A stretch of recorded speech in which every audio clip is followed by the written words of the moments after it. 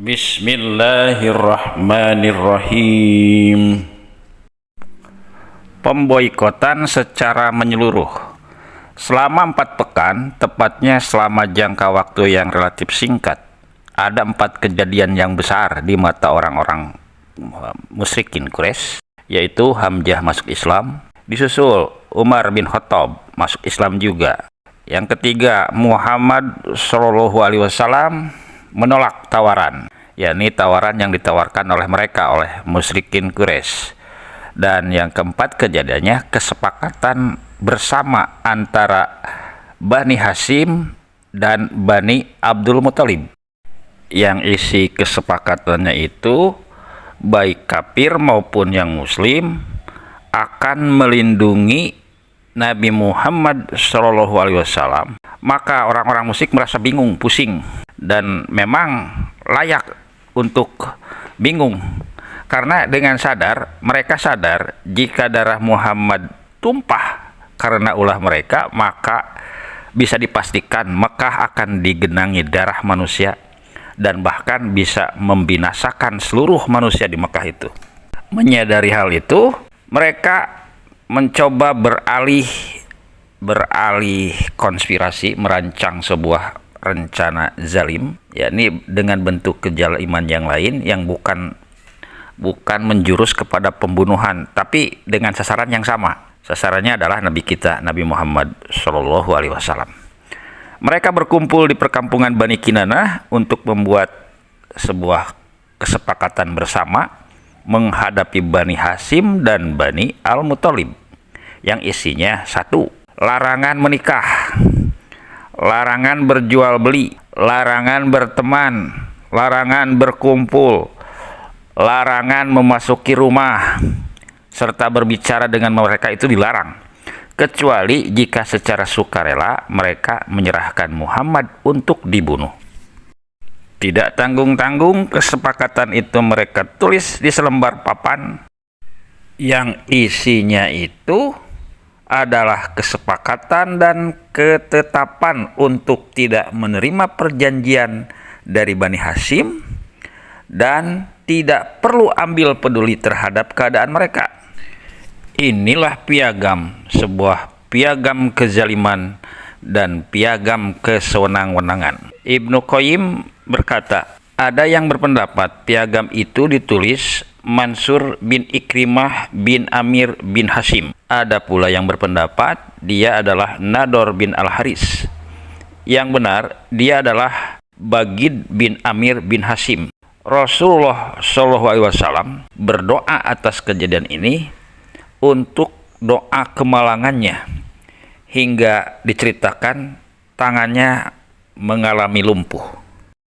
Maksudnya tangan yang menulis kesepakatan piagam kezaliman dan piagam kesewenang-wenangan itu mengalami lumpuh. Dan piagam itu selesai dibuat, lalu papanya digantungkan di tembok bagian dalam Ka'bah.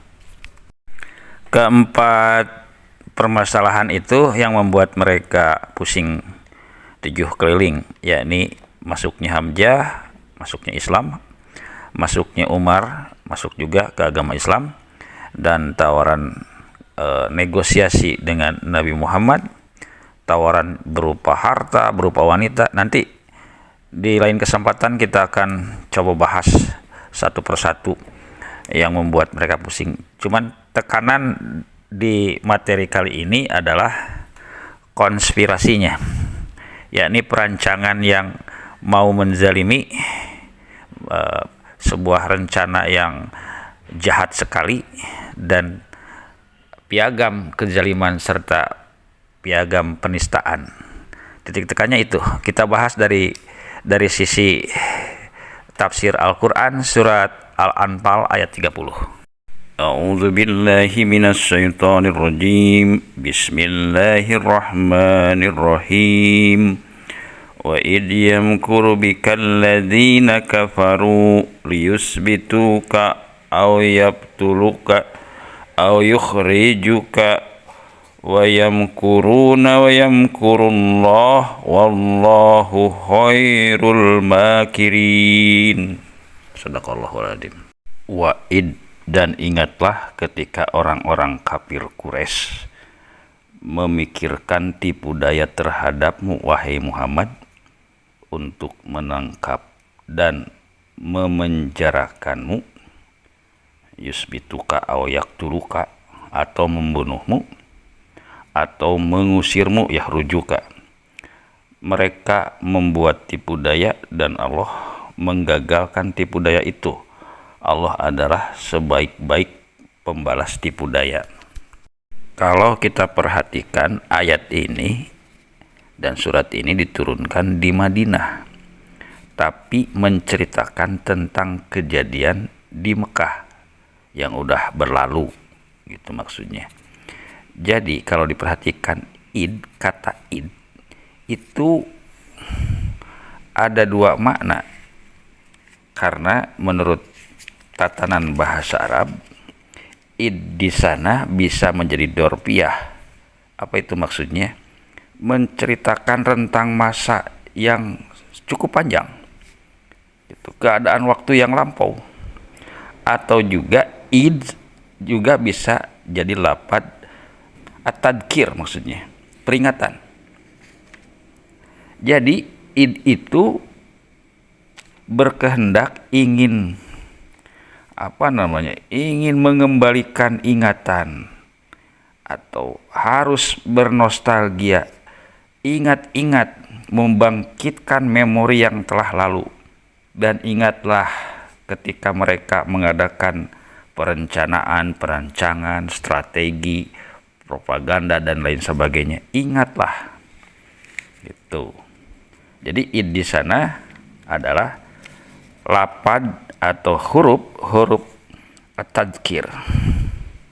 Dan ingat bagaimana pendaliman terhadap kaum muslimin sewaktu di Mekah. Bagaimana para sejarawan menulis sahabat-sahabat Utsman yang disiksa.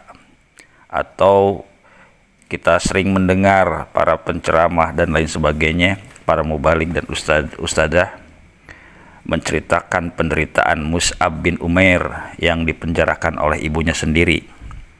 Bayangin, ibunya sendiri memenjarakan anaknya, saking gak maunya mereka masuk Islam.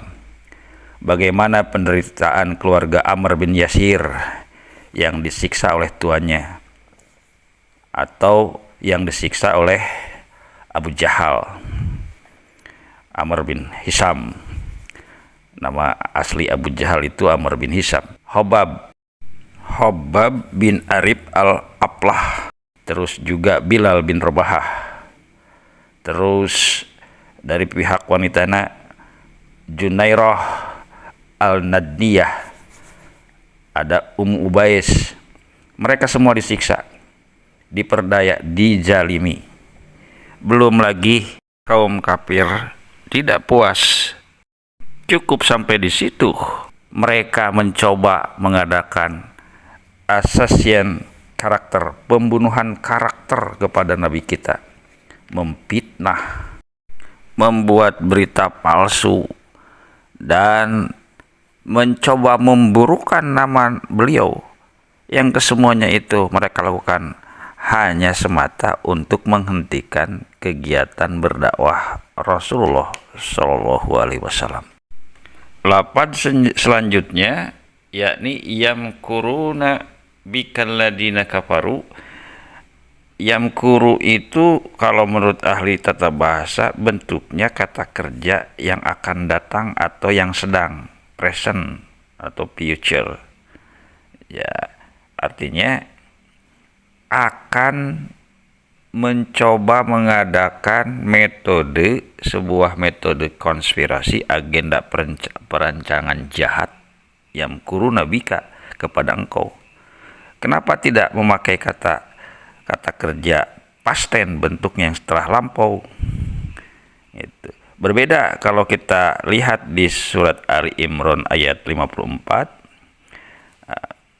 Ayat itu menggunakan kata wa makaru wa makarullah.